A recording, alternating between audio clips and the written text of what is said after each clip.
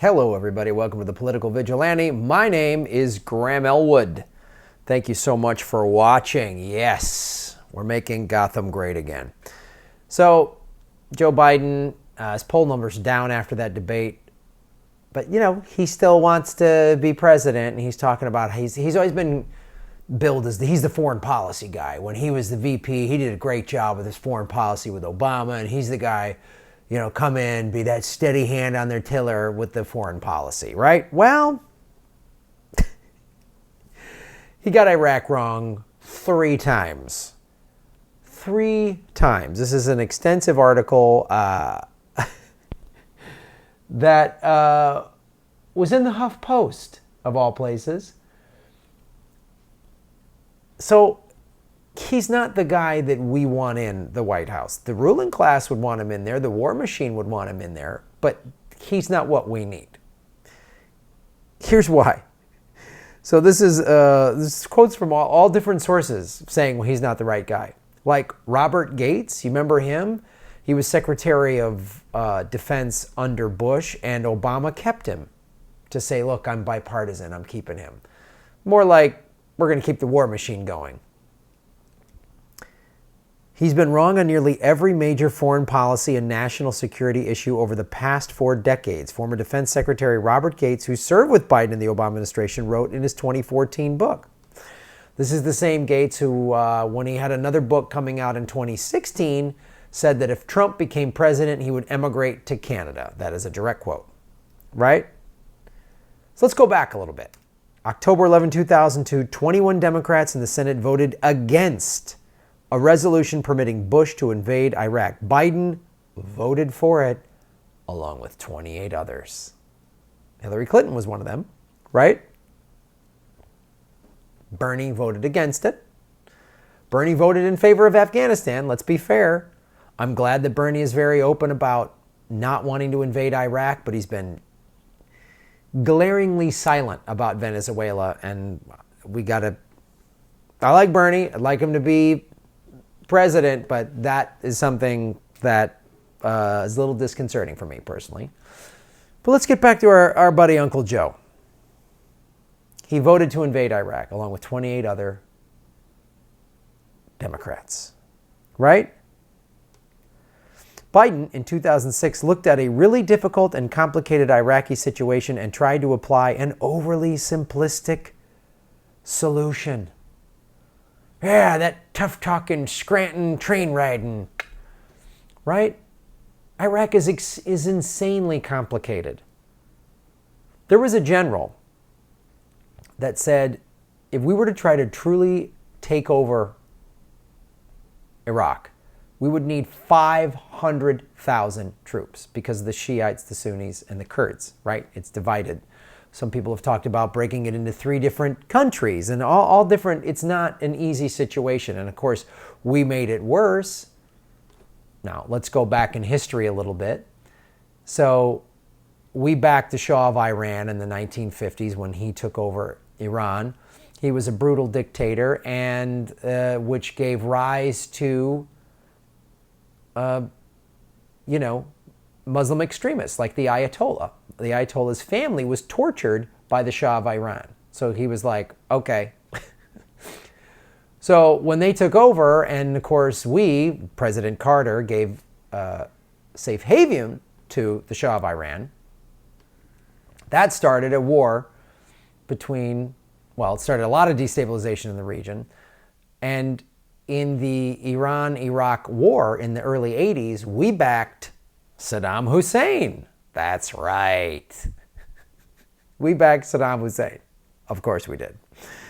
So we've helped create all of this chaos in the Middle East because chaos is good for us to get oil. When countries don't want to give us their oil, we destabilize them and we wreak havoc.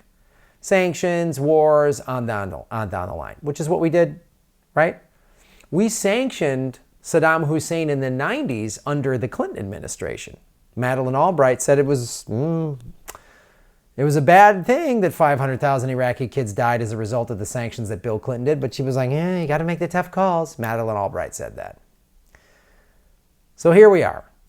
Biden, along with 27 other Democrats, voted for the Iraq war that George W. Bush pushed based on a pack of lies. Now Bush is everybody's hero. Michelle Obama, they're all buddies. Remember the good old days when George W. Bush was in the White House? Anything's better than Trump. Really? Really? You want to live in denial so much? You want to live in that much denial? Well, when all this craziness was going on with the war in Iraq, Biden was in there getting it wrong. Biden, more than anyone, bears ultimate responsibility for the American government's decision to back the return of Nouri al-Maliki as prime minister. Ford is a retired diplomat. Now, the link to this whole article is in the show notes.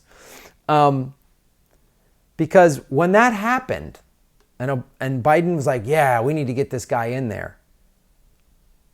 That decision, more than any other thing the Americans did, helped create ISIS.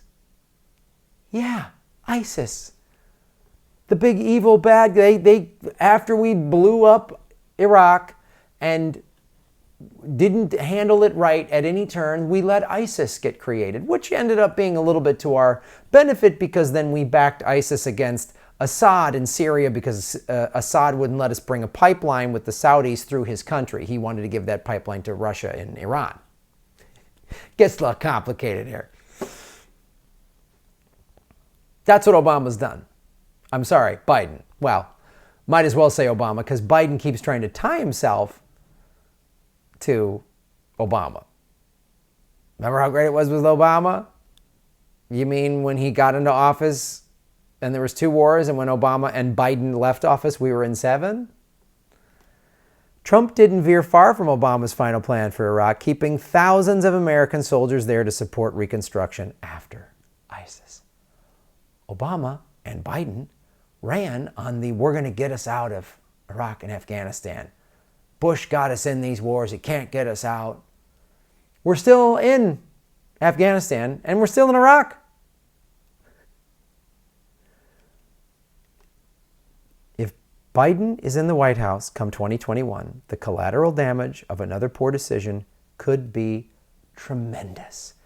And let us not forget, he would love to invade Iran. Love it.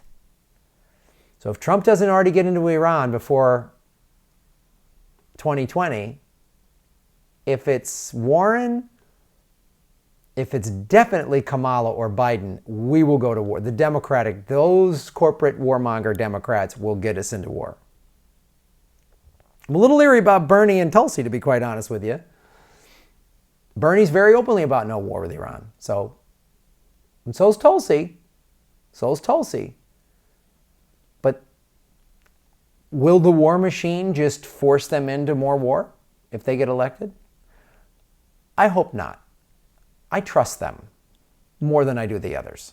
I do not trust Joe Biden at all because of his record. Because of his record. Bernie voted against Iraq. Biden voted for it. And then kept supporting horrible decisions after we got in, which is what he will do if he's back in the White House. He'll protect Roe v. Wade. Okay. He'll bring back some of the Obama-era regulations that Trump got rid of, which were all paper tigers. And he'll say, yeah, big wins, big wins. He'll do his middle ground climate change, which will assure all of our death just as much as climate change denial will. And we'll be in another quagmire that keeps getting worse and worse that creates more terrorists in the Middle East. Joe Biden, no way.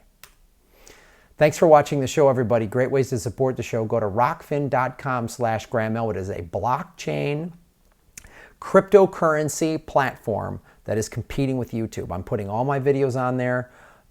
Most of them are behind the paywall. But if you sign up through me, through rokfin.com/Graham Elwood, I get a percentage of that. And then you get to watch all my videos ad-free.